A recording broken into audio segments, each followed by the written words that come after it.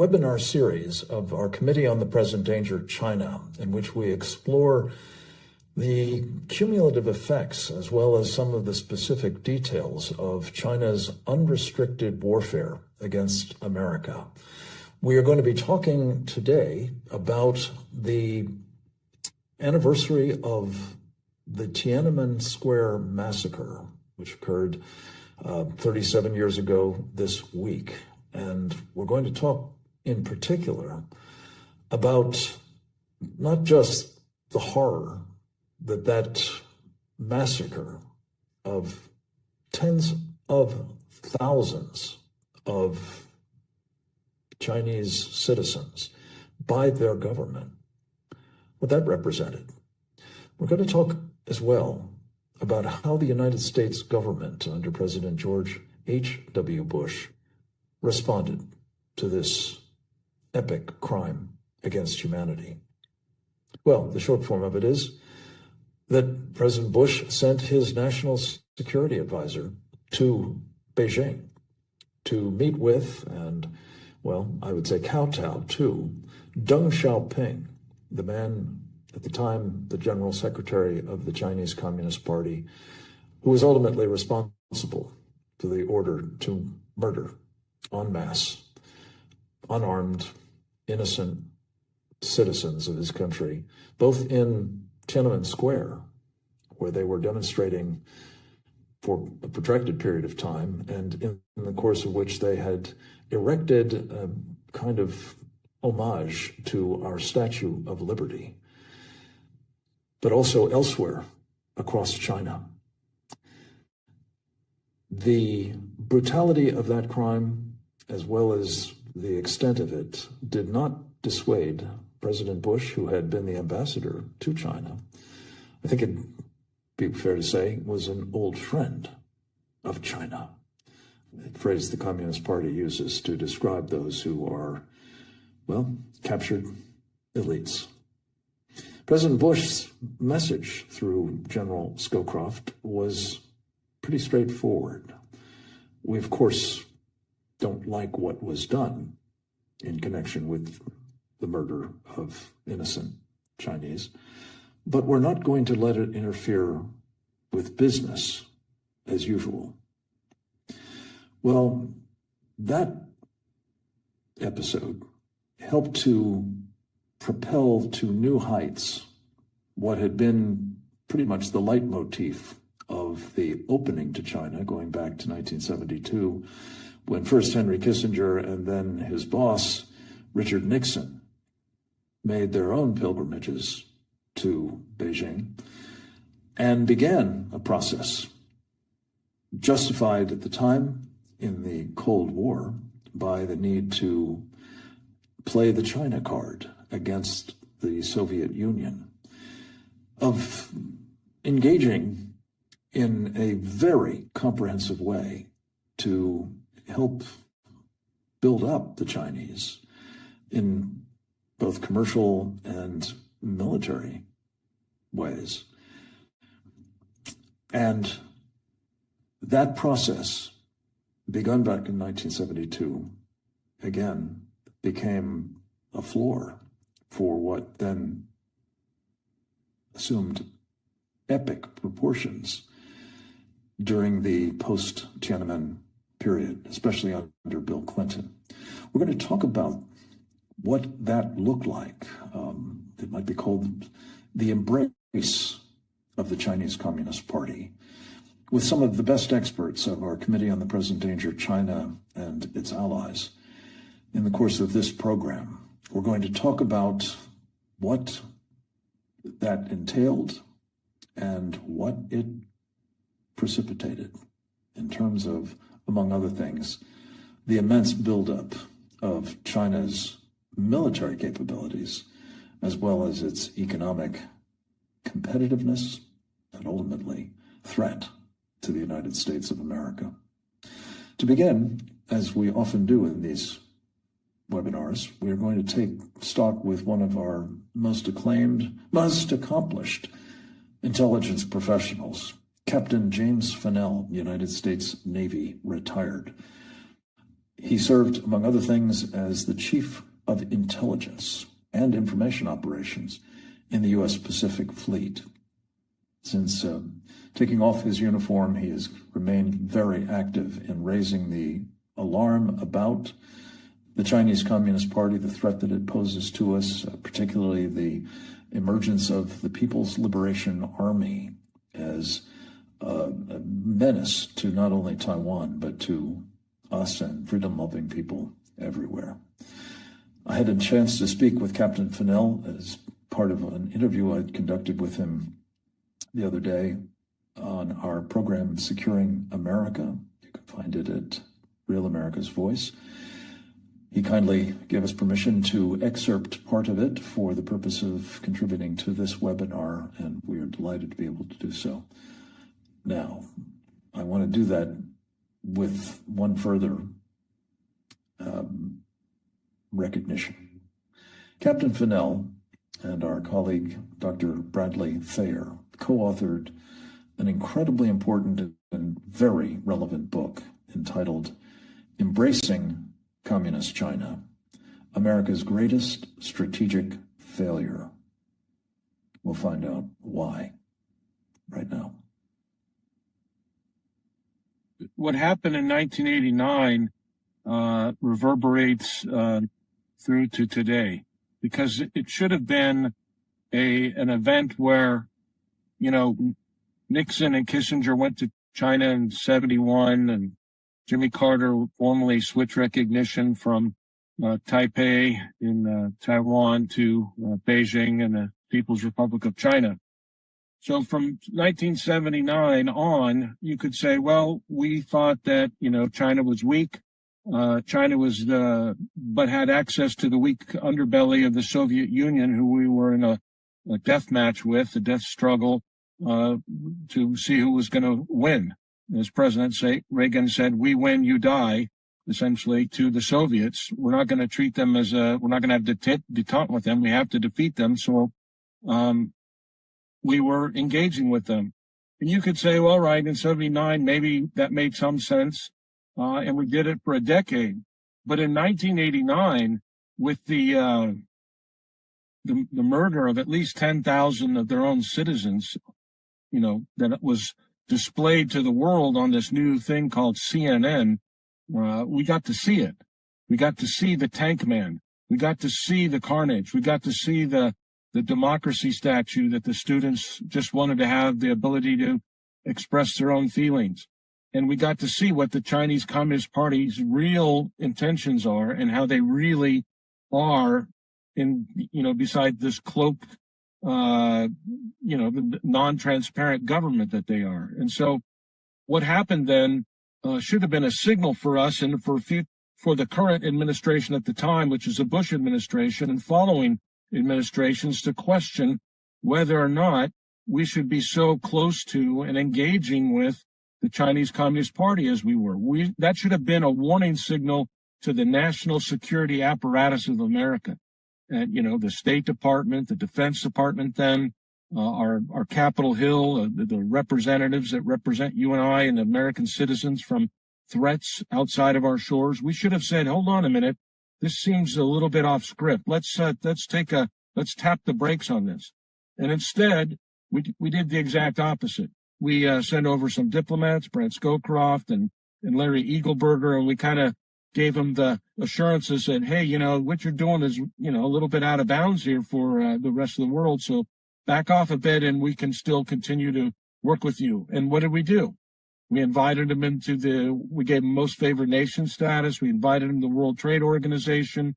We allowed them into the currency as a reserve currency, all without the normal protocols that any other country would have had to achieve and meet, the standards of being allowed into the World Trade Organization. There are certain economic criteria that the Chinese Communist Party and the PRC didn't meet. Same with the currency basket. They did not meet those standards. They did not meet the standards for most favored nation status. And we allowed them to come in and we embraced them. We worked with them. And now we're sitting in this position now, you know, 37 years later, where they're threatening us. They're threatening us to withhold rare earth elements. They're threatening to withhold our pharmaceuticals that are needed for people's lives to be able to live. You know, if you need whatever medicine that you require to live, they have that control on. They have their hand around the throat of that. And the rare earth elements I mentioned, they're using their military to threaten us in the South China Sea and the East China Sea, threaten our allies, friends in Japan, the Philippines, Taiwan, all over. Australia's, when their ships are up transiting around, they get threatened. Canadians get threatened. So China is a bad actor on the world stage. They're using debt trap diplomacy to expand this Belt and Road Initiative. And they're a malign actor when it comes to supporting Russia's war in Ukraine or China's activities in Africa, the South America, economic coercion. And they're using the tools of the United Nations and other forums to be able to achieve their goal. And they will stop at nothing to achieve their goal, which is to become the world's global superpower. And they want to see America displaced, even though every day in their press they say, we're not targeting any single country, we're not targeting any third nation, but we know that they are by their actions. And so this day is a solemn reminder that we should never have forgotten what Chinese Communist Party really stands for, and we should never be duped again into thinking embracing them is going to make everything better, and that we're going to, all of a sudden, all of us get along and we're going to buy, sell, and trade and everything's going to be good. That is not the way the Chinese Communist Party is indoctrinated into their brains, into their DNA. And it doesn't matter if it's Mao or Deng Xiaoping. It doesn't matter if it's Hu Jintao or Jiang Zemin or now Xi Jinping. They all are essentially on the same sheet for their objectives. And they may change tactics in some places here and there, but their ultimate goal is to destroy the United States. And we should know that. And this day should be, a reminder to all of America of what they did and what they're capable of doing, not just to their citizens, but what they want to do to us in order to achieve their goal. We see what they're doing, Frank, to people like Jimmy Lai or those two Canadian, the two Michaels. You're going to be put in solitary confinement. You're going to be, bombarded with propaganda, light 24 hours a day or darkness 24 hours a day. You're going to have things projected into your ears. Just in those special cases, they do that. In other cases, like with the Uyghurs that we saw in Hong Kong a few years ago, where they were rounding them up and shipping them out to prisons, mass incarceration. And in other cases, like they've done in their past, they're willing to just mow people down and destroy them that way. So there was nothing, they had no moral compulsion to stop doing what they want to do in their agenda. And there's other set of horribles, including organ harvesting, which can be done, as well as just, the brutal imposition of the so-called social credit system. Jim, we have to take a break. We'll be right back with more on what else we need to be thinking about and doing with the Chinese Communist Party right after this. On for many, many reasons, but mostly it's, from my perspective, the military perspective, it allows China to be unfettered from what they consider to be these chains around their neck, especially the first island chain coming down from Japan through the Ryukyu Islands, through Taiwan, and then down into the Philippine archipelago. They have written extensively over the years about how they feel those island chains kind of lock them in from being able to get their military out into the Western Pacific, to be able to challenge the U.S. initially, but then to be able to send their fleets and aircraft around the world. Now, the military side of it, obviously economics. We know about the importance of the chip industry in Taiwan. It's just leading the world in advanced chip manufacturing and some other things as well. So, and then thirdly, there's this symbolic, Taiwan represents Han Chinese ethnicity that's able to function as a democracy, to have opposing political parties, to be able to argue and debate and still function as a society and have a very successful economy and successful society. And those are all things that stick in their eye.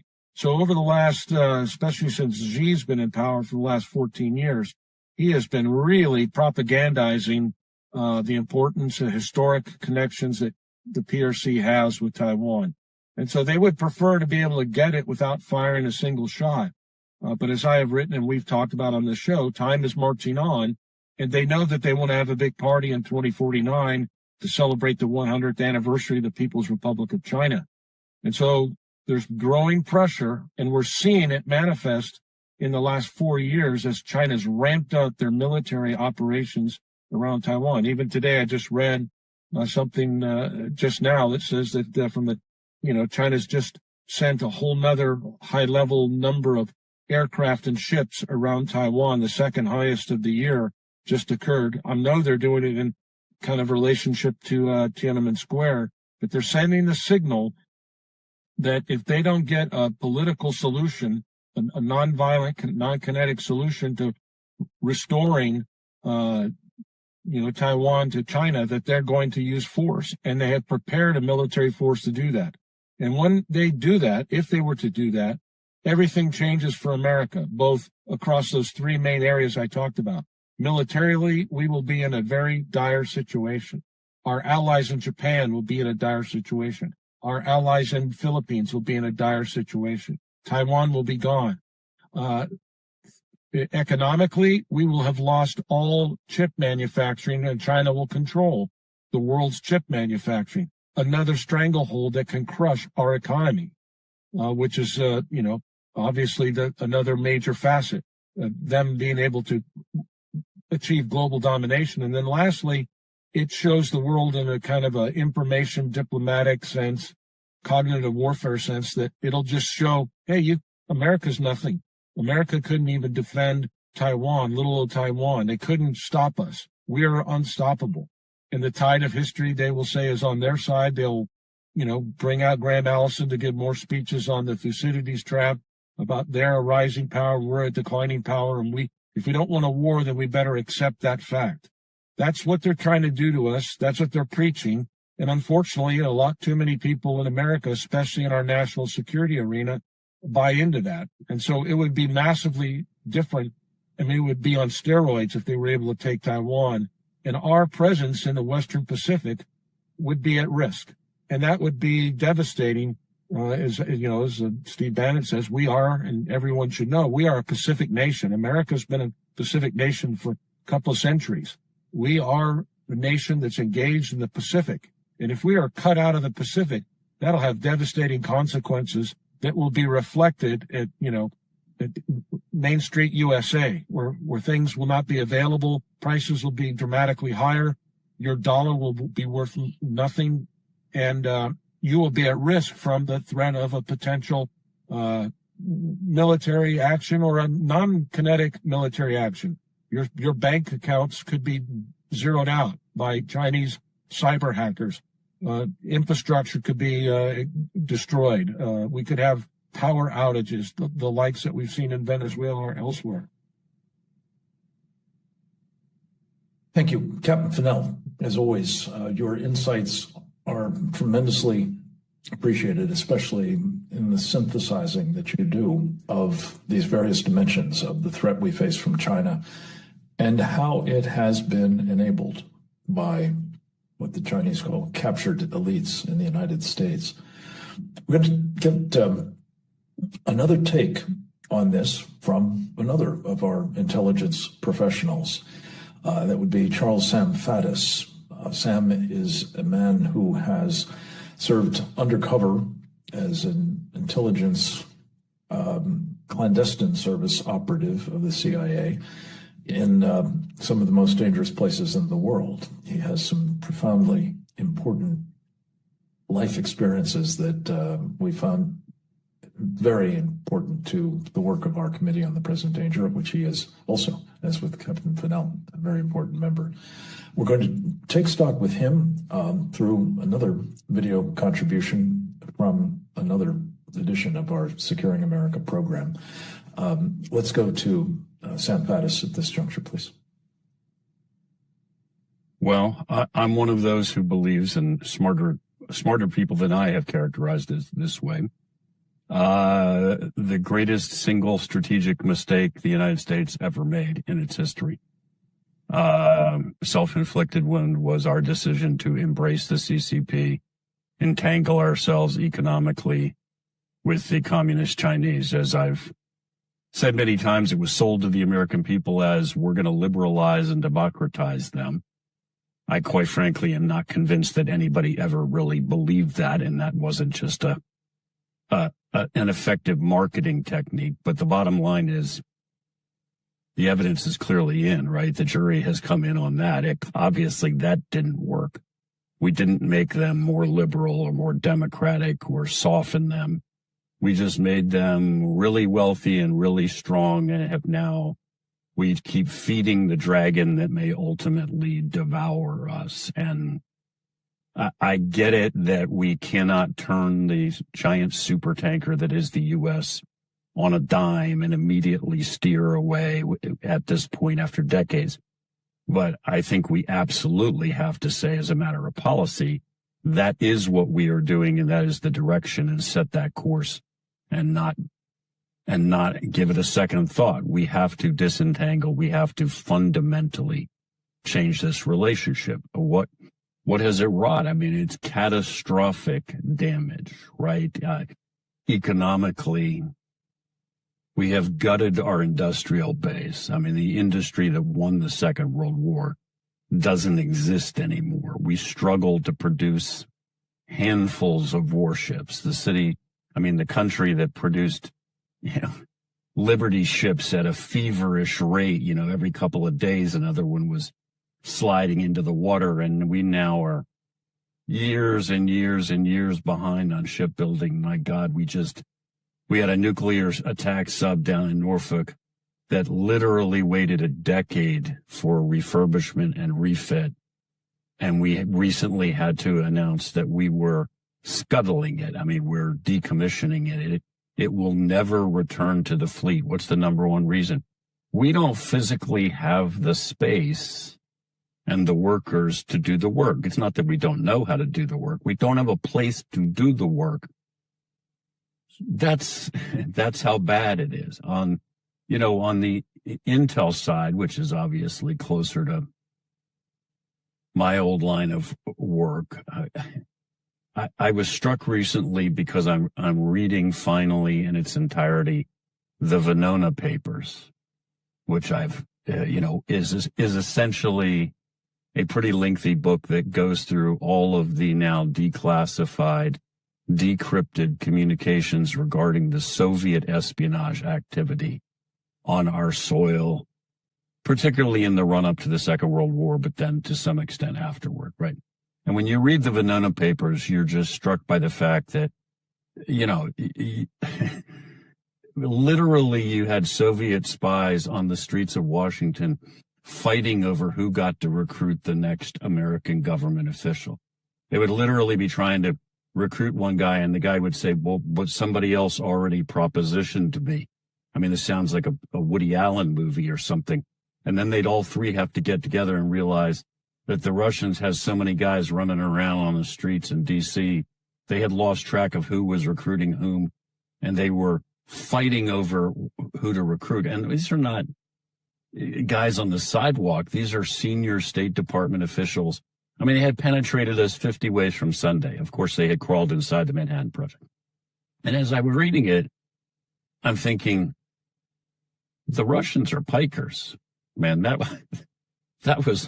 that's nothing compared to the way the Chinese are. I mean, you every once in a while somebody focuses on Eric Swalwell or somebody like that's an espionage case. You're like, okay, but that's not the question. That Swalwell was recruited by the Chinese, apparently. The question is, how many Eric Swalwells are there in Congress? Can you even count them? I mean, and down to the level of mayors and state legislators. And these are just like, these are formal recruitments in the intel sense. They're getting paid and being run as assets.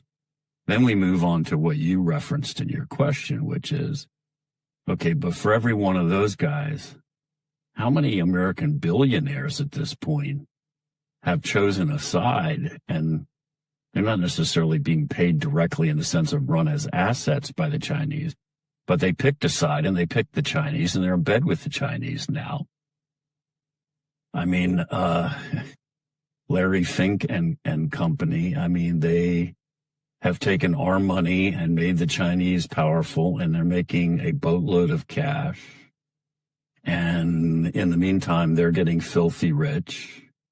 And I presume on some level, they're intelligent enough to understand that at the end of the day, this turns out very badly for the United States. But I guess they figure, well, probably not in my lifetime in any way they like me. So, I mean, this is self-destructive behavior. I mean, that's where we are. We are destroying ourselves as a nation. And the obvious, as I said at the beginning, the obvious answer here is a fundamental change in our policies. Steer away from these guys and back toward treating them the way we treated the Soviet Union during the whole. Sam, let me just ask you to add, that was fabulous, one other piece to all of this, and that is what this enabling has translated into in terms of just sheer military threat to our country as well. Yeah, well, I mean, massive, right? I mean, look, the immediate flash, let's just pick an example. The immediate flashpoint is Taiwan, obviously. Chinese have been about as transparently obvious as you can be about that. They look at it the same way they looked at Tibet, which doesn't really exist as an independent entity anymore. They are locked and loaded, and every day they're adding to their arsenal. So anybody who doesn't understand that we are perilously close to not being able to protect Taiwan, or maybe we already tipped over that edge, is not tracking the realm. I mean, we are right there where the Chinese could, in fact, invade, and we can't stop them. And it's not just Taiwan, not that that's not catastrophic enough, because if you look at the economic implications of Taiwan falling, you crash the world economy. But the rest of East Asia and the whole world watches Taiwan being taken. What does that mean for the South Koreans, the Japanese, everybody in Southeast Asia, everywhere? And obviously, potentially at some point, the Taiwanese make the calculation and just decide, we're not going down with the ship, and they take the Hong Kong solution. They say, yeah, we'll submit and spare the destruction of the island being destroyed. It's absolutely chilling, and I think your admonitions, of course, are absolutely dead on. What I guess I'd just conclude this particular, part of our conversation with Sam is this treason? What is being done by these captured elites? You mentioned billionaires. There were 13 or 17 or something on the plane with President Trump when he went to China. Every one of them is an old friend of China. Every one of them has made money, as you say, and sold out in hundreds. Well, I certainly regard it as treason. And look, I mean, you got the head of NVIDIA standing on stage dancing, thinking this is all a blast, and he's in a nightclub because they're rolling in money while the country goes to hell. I mean, yes, they have betrayed the country.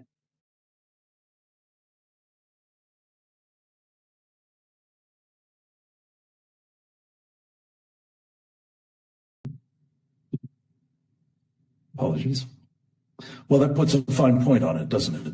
And to hear a little bit of good news about what might now be our response to this veil of tears. I should have said that Sam, by the way, is the proprietor of a wonderful online resource and magazine, which you can find at andmagazine.substack.com. Our next presenter, also an important member of our Committee on the Present Danger China, Rod Martin, is the proprietor as well of a very, very important resource online called the Rod Martin Report. You can find it at rodmartin.org. Rod is a highly successful entrepreneur and investor, going back to time with the PayPal mafia. He is also, I'm very pleased to say, the chairman of the board of our Institute for the American Future, which sponsors the Committee on the Present Danger China. And makes possible, among other things, this very important series. Rod, thank you for joining us. You and I spoke yesterday on our Securing America show, and you went through a very, very thoughtful, characteristically thoughtful, but also very insightful essay that you posted at rodmartin.org about what Secretary of the Treasury Scott Bessent is doing at the moment as part, we hope, of a larger Trump strategy for pushing back on the Chinese and trying to offset the damage that's been done, as we've just been hearing from Captain Pinnell and Sam Faddis. Over to you, sir.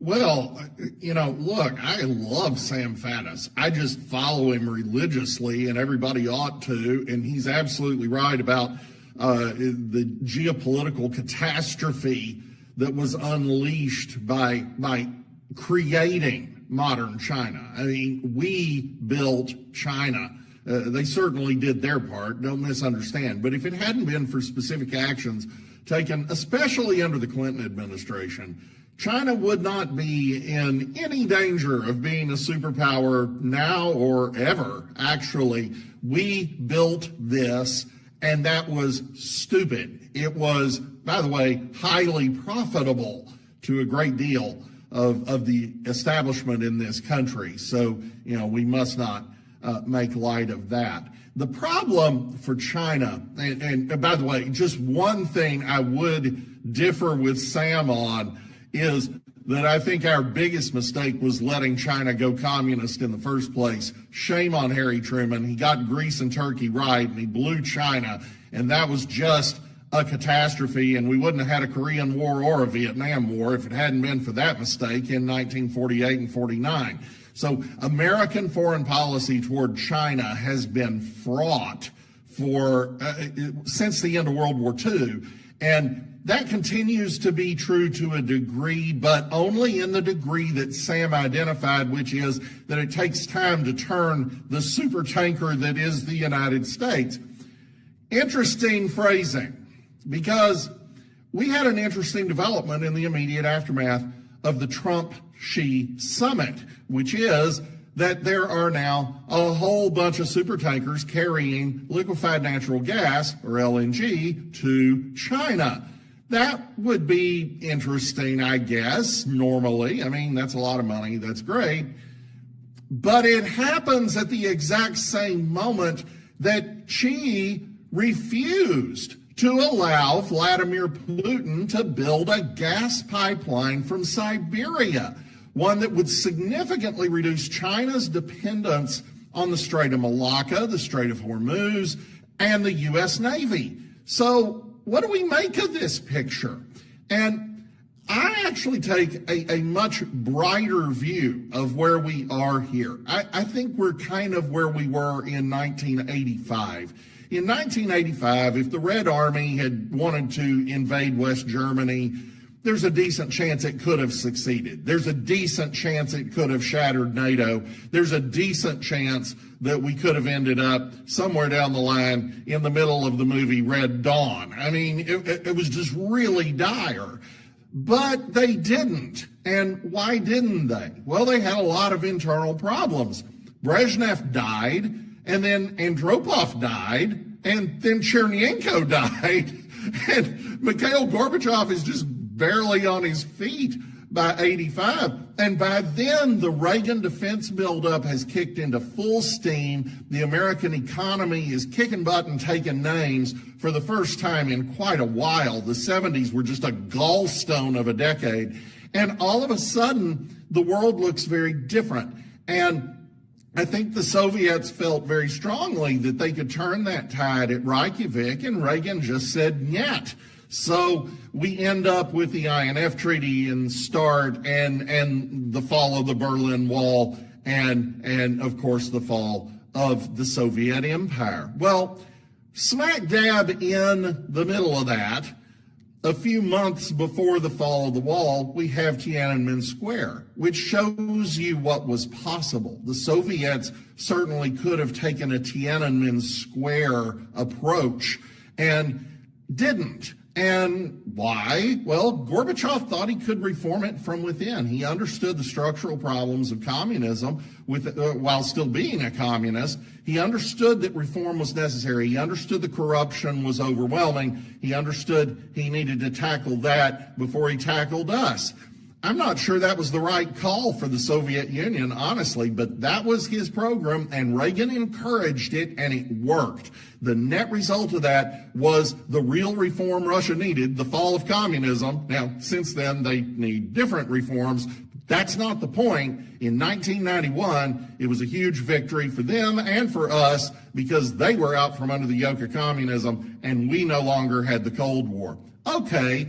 I think Trump paid very close attention to every jot and tittle of that in the 80s. There is no question. And you see it in his writings since at least 1990. You see it in some of his video appearances that surface from time to time on YouTube. And I think that's exactly what we're doing right now. So in taking Venezuela off the map, you didn't just harm China's ability to import its oil. You also start interdicting the shadow fleet for the first time.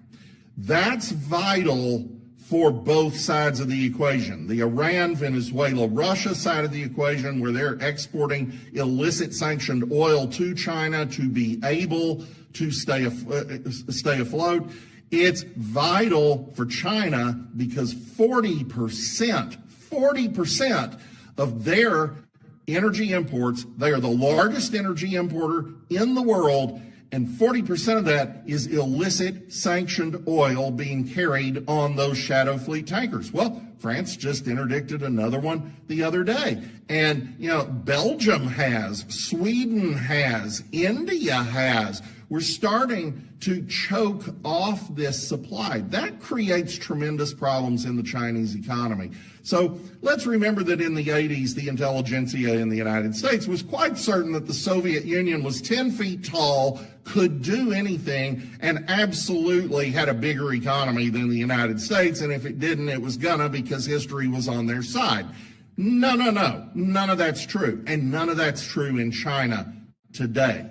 The truth is China's entire export policy is an effort to export its deflation and unemployment problems to the rest of the world. Because China may look capitalist, but don't kid yourself. There's a party apparatchik in every boardroom telling these so-called private companies exactly what they may and may not do.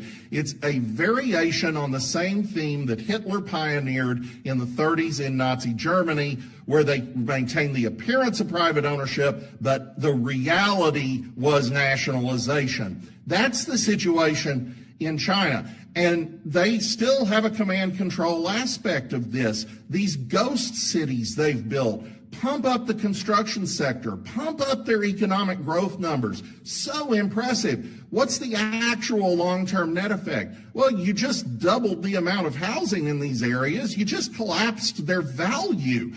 Those numbers eventually catch up. And the more these contradictions appear in the system, and you see it everywhere, the high-speed rail network, it's a marvel. California would love to build such a thing. The problem, of course, is that nobody rides on those trains except a handful of routes. So this is this huge financial boondoggle that the American press is treating as a huge victory for communism. No, it's not. It's a disaster. It's an economic debacle. Now, add to that the Chinese have a total fertility rate of 0.92 and dropping. They're likely to stabilize about 0.8. That gets you a 75% population loss over the course of the rest of the century. And guess what, guys? It's not even.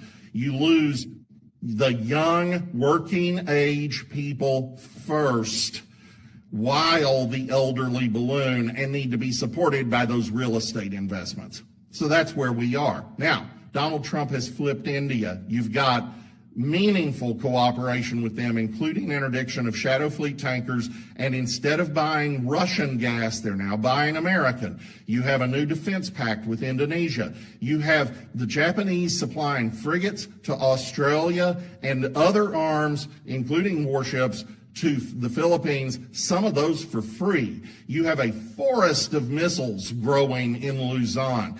The deal we did with Taiwan in December was focused on howitzers and HIMARS to blow up landing craft in the water and on the beach.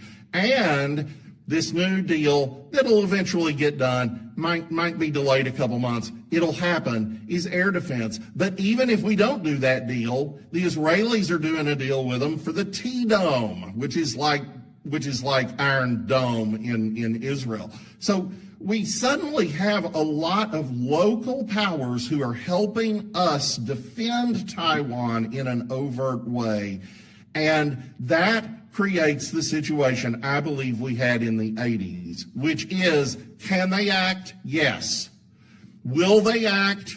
They're going to hesitate because the risk is awfully high and it's getting higher. So the next few years are the dangerous part where they try to decide, hey, maybe we can still do this. But you get out a decade and this threat is probably done. Rod Martin, as usual, you are bringing not only powerful factual evidence to bear, but also giving us a bit more of a glass half full assessment of Only things. half full. I'm saying the half, but full, not yes. Yes. We so appreciate your contributions and look forward to a conversation with you about them with our final presenter in the course of this program, the chairman of our Committee on the Present Danger China, Brian Kennedy. Brian is, among other things, a former president of the very highly acclaimed Claremont Institute, these days the president of the American Strategy Group, the author of, among other works, China's War Inside America, and a frequent essayist, including on a subject that I encouraged him to speak about. In addition to, I hope, sort of synthesizing more generally his thoughts on the error that our Committee on the Present Danger China has been very actively pointing out and trying to correct, namely the capture of our elites and the help that has given to China's unrestricted warfare against us. We've asked Brian to do, as I say, his usual cleanup batting on the sort of broader topic, but also to talk about evidence that China has, in fact, taken this unrestricted war into the domain of electoral warfare, namely trying to destroy our free and fair elections. And that may just be a foretaste of what is to come. Brian Kennedy, thank you so much for joining us. We know that you were up to a moment ago talking with Steve Bannon about this. I'm so glad the timing worked out that you could be here right on cue. Over to you, sir. Thank you, Frank. Great to be with you. I enjoyed what Rod had to say. I like when someone is an optimist about these things. And I think there's some reason for optimism. But operationally, I follow the Frank Gaffney thesis that we should always be examining what is the worst case scenario, and are we preparing for that worst case scenario? And can we look out on the horizon and see a bunch of things happening that we can discern that our enemy is doing certain things that mean our destruction? And so one reason we started this Committee on the Present Danger China, and we did that with Frank Gaffney and myself and Steve Bannon, we did that because we saw that there was an inadequate understanding of what China was doing here in the United States. And President Trump, back when we started this, was he had the right ideas, but he had an inadequate number of people supporting what he was doing and what he was arguing. The Chinese, as we've been saying, the Communist Chinese, have engaged in unrestricted warfare against the United States for about a half century. They mean to win that war. And even though Rod was right to be optimistic at times, I think the ability of Communist China to win that war is still quite high. And it's quite high because even though we have a lot of things going in our favor, we still have a very divided United States. And the political weakness, as it were, of our system is something that the Chinese are going to exploit wherever they can. President Trump, when he goes to China, has to bring with him, or does bring with him anyway, all those tech and industry leaders. And he does that because they're very important to the U.S. economy. These are all also people, as important as they are to the U.S. economy, who don't really believe in America and what America stands for. And most of them would sell their mothers out for $1. And they'd be happy to sell the United States out to China, and quite often do. They had Jensen Huang with them from NVIDIA, and Jensen Huang would be happy to sell Communist China, and presumably does sell to Communist China one way or the other, very advanced chips in order to make their military and their society more capable. And so we're fighting this war with Communist China at a time when many of our elites here, as Frank suggested, are not fully on the side of the United States. Now, we've always had captains of industry who, their first priority was making, a buck. That we understand. But during the Cold War, we had, the captains of industry who fully understood that American society, the American way of life, was a good thing and worth fighting and dying for. And they built great companies that were designed to make America a strong, free, and prosperous country. And as I'm suggesting, today we don't have that, or we have many fewer of those people in our country. The American people, for sure, still love their country and are willing to fight and die for it, but our elites, not so much. And President Trump is trying to engage in political, discourse here in this country at a time when you have a lot of voices who are against what he's trying to do. And so that's a big challenge. This piece I've written for Real Clear Politics that I talked about today on the War Room was really about trying to understand whether we can have fair elections today in a time where Communist China is engaged in this political war against us. They have a cyber army of 1 million men, Communist China does. It's at least the second best in the world. And so that should be of great concern. We now have artificial intelligence as well to worry about. And in the piece, I mentioned that Secretary Bessent and Chairman Powell had to call in all the major banking companies in April to the Department of Treasury in order to have a frank emergency conversation about whether we could defend our banking system, which is that there's certainly more cyber dollars put into defense of our banking system than any other system we have in the country, probably other than our nuclear weapons. Could we defend that against artificial intelligence? Could we defend it against Chinese artificial intelligence? And what would that look like? Because they were looking at models that would suggest that in a matter of minutes, you could take down with artificial intelligence a bank in the United States.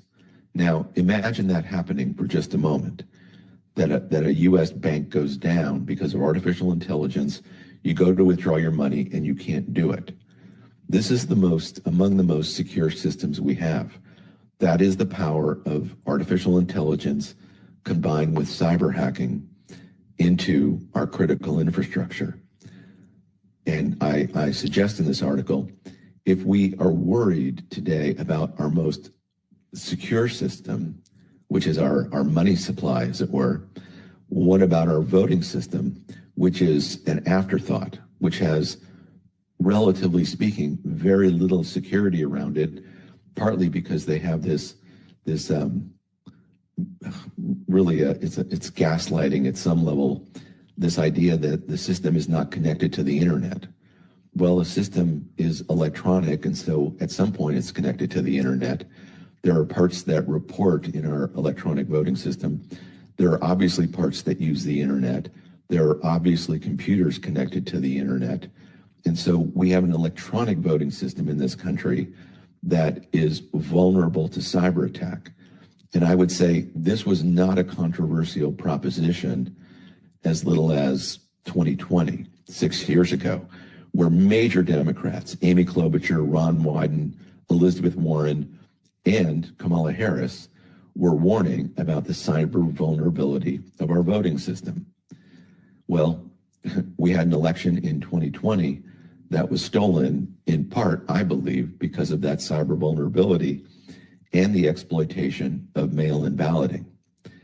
We have a voting system today that the Chinese, in my opinion, can exploit, either through cyber penetration or through the counterfeiting, large-scale counterfeiting of mail-in ballots, which themselves are a very vulnerable way of voting. Again, this was not a controversial proposition. As little as 10 years ago, people said mail-in balloting is the most susceptible to fraud. Well, today we have a system with electronic voting and mail-in balloting that is very open to fraud. When it's Americans trying to do that, that's one thing. When you have a nation state like Communist China that has a 1 million-man cyber army and a budget just for influence operations and intelligence operations of $20 billion a year in the United States, we have to take a hard look at that system and see whether or not, in fact, we ought to be doing it that way. In this piece, and I recommended also in the War Room, that President Trump sign an executive order banning electronic voting on the grounds that it had cyber vulnerabilities that the U.S. government as a whole and states in particular were not capable of protecting the citizens from, and to severely limit mail-in balloting to the military and to those people who are permanently confined. Everyone else is going to need to vote in person using paper ballots, showing voter ID, and the ballots counted by human beings with other human beings watching them. The kind of thing you would do if you saw you had a vulnerable system and weren't adequately capable of defending it. The legitimacy of the U.S. Republic depends really on having elections that people can trust. And today, large numbers of Americans can't trust that. The Chinese, in my opinion, are going to exploit that. They have exploited that. Tulsi Gabbard said 18 to 12 states in 2020, their voter databases had been penetrated by the Chinese. And I speculate in this piece, well, why were they penetrated? Other than to try to influence the election, potentially through counterfeit mail-in ballots. That's the thing we're up against today. We're in a political war, Frank, with Communist China. And unless we're willing to take that seriously, we run the risk that our republic is going to be undermined by Communist China and their very powerful capability of being able to engage in political warfare against us, either through mail-in balloting that they're able to manipulate somehow, primarily in my view by counterfeit ballots, or by cyber penetration of our voting system, which is a very real possibility that, again, was not a controversial proposition with Republicans and Democrats until very recently. And so whatever else is true of our relations with Communist China, I think we have to realize that they are a very real threat, as we've been highlighting on these webinars for 6 years now, and that we have to, whatever positives may be coming our way, we're still in a very precarious spot, and Americans need to take that very seriously, especially the president. And I would encourage folks to take a look at this essay of mine, and you could find it on our Present Danger China website. Thank you, Frank. Thank you, Brian. As always, so much important content. I'm really glad that you mentioned this anomalous situation in which 4 prominent Democratic senators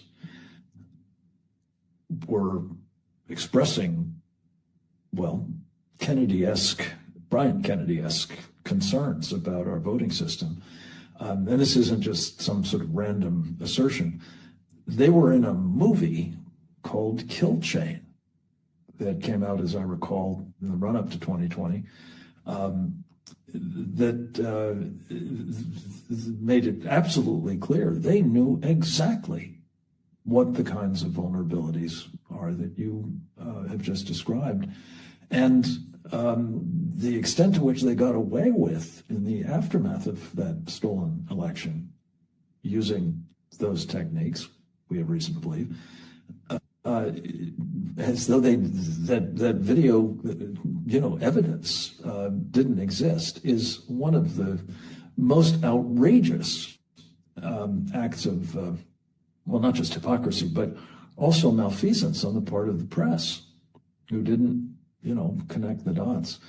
So we have two men standing, I'm delighted to say, two of our best, and having staked out somewhat different views on at least the overall trajectory of the war we're in. And Brian, thank you so much for making pointedly clear that among the elements of the unrestricted warfare of China, which of course is a phrase that was given to what they are doing by two colonels in the People's Liberation Army back in 1999, when they laid out this litany of lines of attack. And one of them was political warfare. Others of them, by the way, included not only economic warfare and various kinds of deindustrialization and so on, but biological warfare, very much like what we saw with COVID, and chemical warfare, very much like what we've been seeing with fentanyl, and a whole new, by the way, class of even more potent and more deadly opioids, synthetic opioids called nitazenes. These guys are at it across the broadest front. That's what we try to document in this program. And I just want to say thank you to both of you for contributing to so many of these programs and so helpfully. But could I just ask you both to take on this specific question, which I put to Sam Faddis. Is what we're dealing with here, when all is said and done, by those who have engaged in embracing communist China, as Captain Fennell and Brett Thayer put it, or, becoming part of the captured elite, or selling us out, however you want to describe the action, does it rise to the level of treason in terms of the damage that it's been doing to us? And should there be accountability? I usually at this point hold up our copy of our book called The Indictment, which was developed from many of the first 70 or so of these webinars. We're up to, I think, 220 or so. The subtitle of it is Prosecuting the Chinese Communist Party and Friends for Crimes Against America, China, and the World. And it envisioned, among other things, prosecuting them in the court of public opinion, if not literally in Article 3 courts. But I'd be very interested in your take on this, because it seems to me it is the crux of the problem. The Chinese, yes, but the problem being caused by Americans as well, and what we need to do about that. Well, I'll take a stab at that. I mean, first of all, I want to violently agree with Brian. I know that's shocking. We have to look at the worst case scenario to know how to prevent it. And that's the aim. And that's what I am aiming at. Are we preventing it? Is this administration doing something different that could actually prevent it? And I believe we are. I think it's going really well, actually, and actually pretty fast, which is also true of Reagan coming off of Carter, who was about to give away the entire world, not to mention the United States, to the Soviets. So, you can turn these things on a dime, but you have to be really, really deliberate about it. And I think Trump is nothing if not deliberate. As far as the traitors among us, I think most of them aren't technically traitors. The Constitution's pretty clear about what is and isn't, but some of them absolutely are. And I would encourage everybody, just briefly, go hunt down Peter Schweizer's book on this, about all the children of American politicians who have been the conduits by which the CCP has bought major American leaders. I think some of these people probably do need to be prosecuted. The rest of them need to be shamed. And, you know, that doesn't include CEOs who just outsourced operations to China because it was massively cheaper. Our government encouraged that. That's a different thing. And I think it was foolish. I think the Europeans are figuring out now that it's foolish. That we had some interesting stuff come out of the French planning agency this week, you know, about how Europe is going to be deindustrialized in the next 10 years at the rate it's going because of Chinese dumping. And for some in our audience who have heard that term but don't understand what it means, that's where a command and control economy is able to produce without reference to actual costs, as a result of which it undercuts the other country so much that it drives their industry trying to compete fairly out of business. They are subsidizing their industry beyond anybody's ability to grasp for this purpose, to drive Western industry under and take over huge segments of the economy. And by the way, have been very successful at this in pharmaceuticals, certainly with rare earths. They control 92% of the world's rare earth refining. Yeah, this has to be opposed, and Trump is opposing it. And if the Europeans would step up and follow his example, they could avoid that deindustrialization. But a lot of that is just the natural course of business where our government was asleep at the switch. Some of our government officials were bought directly or indirectly.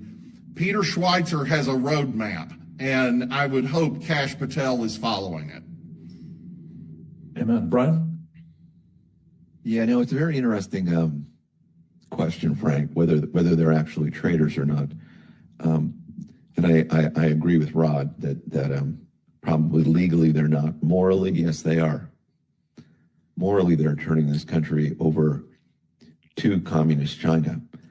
How many people do you know who think in the business world, well, communist China is the future? There are 1.4 billion people, they say. I'm not sure that number is real or not, but they have 1.4 billion people. They're the future economically of the world.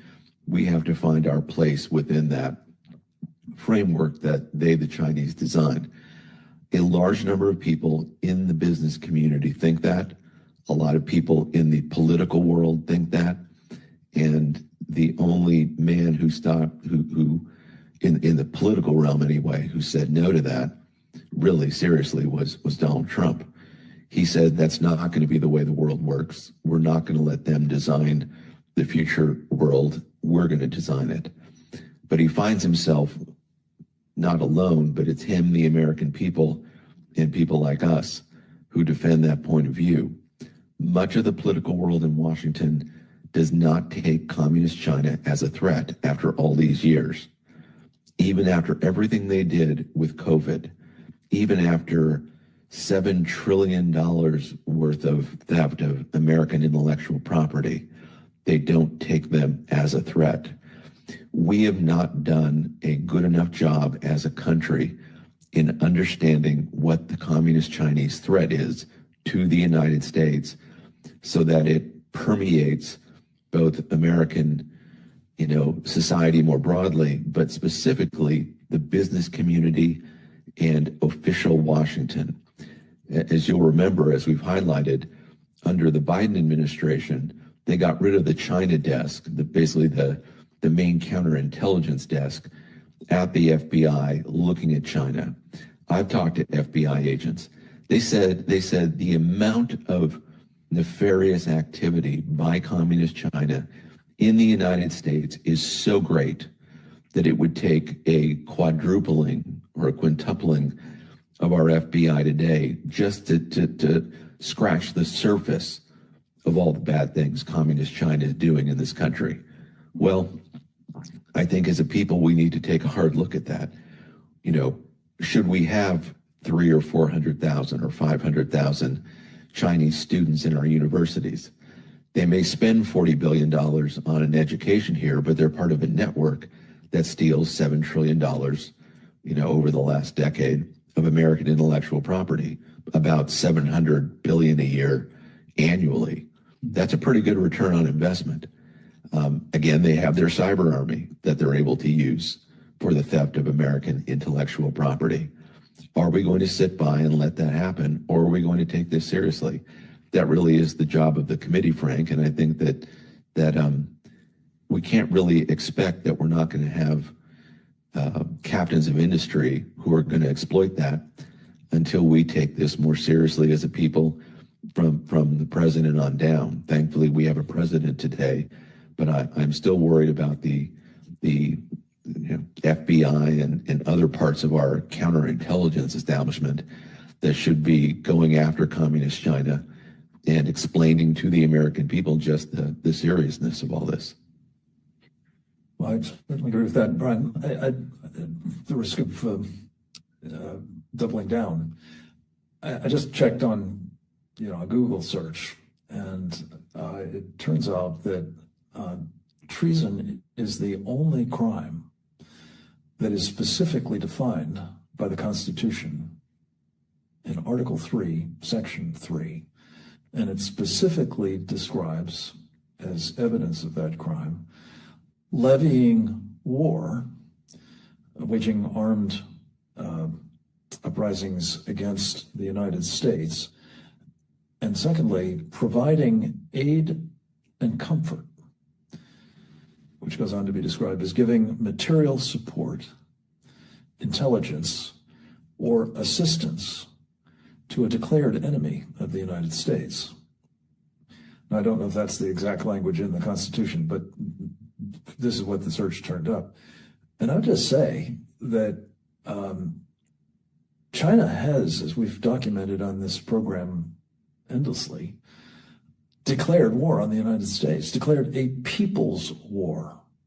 And that doesn't even take into account the preceding, unrestricted warfare activity. This is an open statement that appeared in May of 2019 in the pages of People's Daily, the largest Chinese propaganda outlet by far. And it said, they were now in a state of people's war, meaning total, all of society war against the United States. If that doesn't constitute a declaration of war, whether we ignore it or not, I don't know what does. And those who are providing material support, and, there's any number of ways. Some have, been somewhat innocuous, I guess one might say, or some just, trying to make a buck by using cheap Chinese slave labor, for example, as I think you pointed out, Rod. But let's face it, the transfer of intellectual property, the willing, voluntary transfer of intellectual property, notably by outfits like Sequoia Capital, as well as, various American conglomerates, the transfer of American wealth from Wall Street, clients' accounts, many of them public pension funds, or mutual funds, or the investment funds of, people saving for college or whatever. These have, in the words of Captain Fennell and Sam Faddis, materially increased the threat that we're facing. It will translate into the murder by the Chinese Communist Party if they do go to war with us, or maybe with our allies and we get pulled into it. It will translate into American enabling of the murder of possibly large numbers of American servicemen and women. That does seem to me to rise to the crime of treason.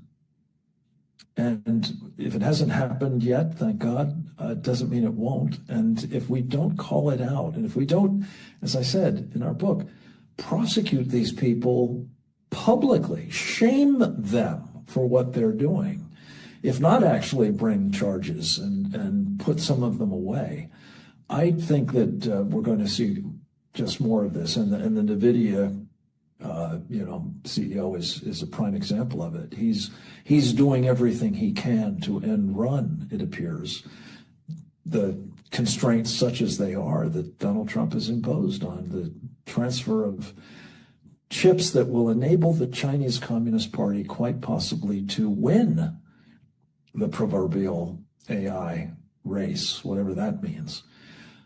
I'm really concerned about this, gentlemen, and I appreciate you indulging in a serious conversation about it against the backdrop of the cumulative experience that we've had over these decades with embracing communist China. And it seems to me it just absolutely must stop. Concluding thoughts, Rob, do you want to go first? We are at war. It's not a formal war. So there would be some legal gray areas, but there's certainly no legal gray areas where some of these people were effectively bribed. And you're by training a lawyer. Can I just ask you to clarify? Our friend and colleague, Dr. Karen Sigeman, has a wonderful turn of phrase about this. Brian's heard it many times, as you may have, Rod, in which she compares it to the old analogy, the line about if a tree falls in the forest and nobody's there to hear it, does it make a sound? She says, if you are at war and you're not paying attention to it, can you still lose it? And I think that's where we are. We are at war. And Frank, we keep losing wars for no good reason. We didn't have to lose in Korea, and I guess we didn't technically lose, but kind of lost. And we certainly didn't have to lose Vietnam. We won in Vietnam, and then we screw it up in the aftermath. And the same guy who opened China, by the way, Henry Kissinger. Well, and I was making the point to you yesterday, I believe, maybe it was Eric Stagelbeck, that, look, Donald Trump isn't starting a forever war with the Iranians. He's ending one. They've been at war with all of their neighbors and us for 47 years. And the American people and the American government ignoring it doesn't mean it isn't true. What would it take? I guess blowing up some more skyscrapers in the United States for people to notice. This is no way to run a country. And I just feel very strongly that Donald Trump agrees with that statement. This is no way to run a country. So there need to be prosecutions of the people that we can actually stick a charge on in an actual federal court. That a treason case is going to be hard in a lot of these cases. A bribery case might not be that hard. Certainly public corruption of various sorts are on the table, and Trump is clearly intent on rooting out public corruption. I think that's probably our best angle to get to this. But again, just, you said closing thoughts. Closing thought is, yeah, we need to take this all seriously. Yes, the Chinese can really hurt us, potentially beat us. Terrible things could happen, but I am optimistic about the path we're on now, as long as we don't screw up and elect Gavin Newsom or somebody in 2028. I think this president and a likely next president are going to stay on this path. And I think even the Europeans are starting to wake up, at least the French are, which, I hate to ever say anything nice about the French, but the French are finally figuring it out. And this is encouraging. So if we can, I believe Trump believes, and I believe it is true, that the Reagan strategy was right. Contain them, cause problems for them on their own turf instead of ours, the Reagan doctrine, and let the internal contradictions of communism collapse the system of its own accord. And in the process, you have the potential to avoid war. We avoided war in the 80s, which is a major miracle. I think we can avoid it here, but I wouldn't count on it, so we better prepare like crazy. Amen. Brian Kennedy, closing thoughts. Yes, I agree with everything Rod said. That was brilliant. My view is the communist Chinese want to be and are planning on becoming the dominant political military power in the world. That's their goal. They're going to pursue it with everything they have. We need to understand that in the United States. That is not adequately understood among our political elites, and it's not understood adequately by our intelligence community and by our defense establishment. They've long held the view that we're not going to engage in war with communist China, and therefore we don't need to prepare for it. We don't have the Navy, we don't have a missile defense, we don't have adequate offensive forces. Go up and down the list, we don't have what it takes to either win a war or deter a war with communist China, except for at very great losses to the American people. That's unacceptable. We need to have that clarity, Frank, so that everybody understands just what's at stake. And if we did understand that, and we actually had government operational, you wouldn't need to be talking about treason. There would be laws against it. There would be restrictions against what our industries can be doing with communist China. There'd be all sorts of legal apparatus in place to make sure that doesn't happen. We still have a lot of work to do, which is why I want to thank all the members of the Committee on the Present Danger of China, most especially you, Frank, for all your hard work in really advancing these ideas with a great deal of skill and intellect that I very much admire, and I want to thank you for that. And on this anniversary of Tiananmen Square, we want to make sure that everybody knows the nature of the Chinese Communist Party, the threat they pose to the United States, and that we, the United States, are going to win this war, whatever it takes. And that starts with the American people. So thank you, Frank, and thank you for all you do. Brian, thank you. Thank you for those very kind words. It is a team effort. Let me just respond. You said something that I think is in need of amendment. The Chinese are not only pursuing world domination with everything they have, they're pursuing it with everything we have, if they can get their hands on it. And that's the point of this particular webinar, is we cannot allow this to persist because it is a formula for our destruction. I wanted to add my closing thought, which is one that we frequently return to, whether he's with us or not. Trevor Loudon, another of our distinguished members, has a riff that he does on how we can stop this captured elite problem, or at least greatly diminish it.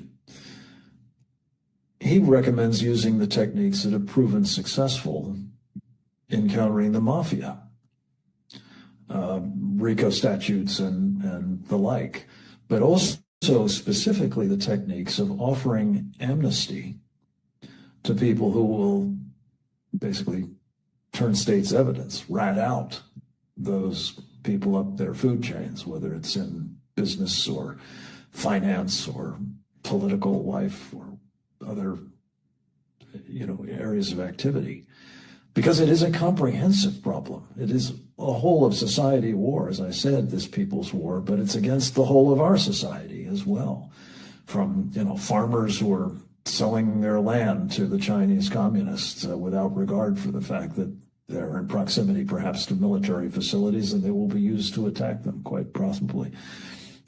It's a comprehensive problem, but I think Trevor is right that if you do give people an incentive to expose the treacherous behavior, if not outright treasonous, treacherous, if not fully betraying our country, certainly undermining it, doing material harm to it with a declared enemy of our country, those are, I believe, prosecutable crimes, and especially if you have the evidence that people who are inside their wire can uniquely provide. So, and Trevor makes the point that you don't need to roll them all up. You need to make some examples. And I think this goes to something you were saying too, Rod. Demonstrate that there are real costs to this kind of misconduct. And yes, Brian, you do need to tighten up laws in some respects. Most especially, you need to overcome the fact that Wall Street, which has probably one of the most powerful lobbies in the country, if only because it's got so much of our money to throw at it, these guys keep prohibiting it from being illegal to put money into China, our money into China.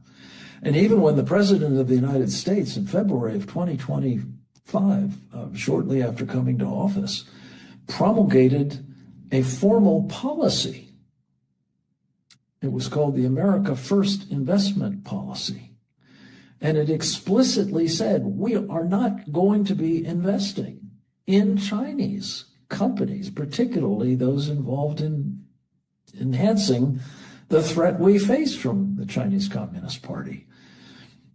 Well, interestingly enough, that policy was never formally executed. It's on the books. You can find it if you go to the White House, website, but you have to look around for it. But it has not been enforced. And it's high time that that be done, because the practice of embracing communist China is a formula for our doom, and we can no longer indulge in it. And making examples of those who persist in it, even though it is obviously no longer the case that it's in America's interest, even though it is now obviously in the case that it will cost us lives. And it may not just be, by the way, folks, men and women in uniform. It could be the rest of us. If the war comes to America, as I fear it will, Brian Kennedy has said on this program as many times, there may be as many as 200,000 Chinese soldiers inside the United States of America at this moment, thanks to Joe Biden's open borders and the Chinese taking advantage of it. Remember what 19 amateurs did to our country, did to our people, did to our economy on September 11th? Imagine if there are hundreds, to say nothing of thousands, to say nothing of tens, let alone hundreds of thousands of Chinese soldiers, trained, special forces in all likelihood, inside our wire. This is a formula for disaster, folks. We need, and in short, your help in taking the work of the Committee on the Present Danger of China. It's all very accessible at presentdangerchina.org. The body of these webinars, I think they've been extraordinarily illuminating, most especially this one. But we need your help, making sure that people who are responsible for securing our country are held accountable for ending the embrace of communist China, the Chinese Communist Party specifically. I hope this program will equip you to do that. I hope you will share it widely with your circles of influence and those who represent you especially, and that you will do it as a matter of the utmost urgency, because the hour is very late. So I want to thank all of our colleagues, again, for marvelous contributions. Captain James Fennell, Sam Faddis, Rod Martin, Brian Kennedy, and needless to say, Oleg Atbashin, who makes all of these things come together beautifully. We're deeply grateful to them and Justin Johnson, our producer at Securing America, for his help.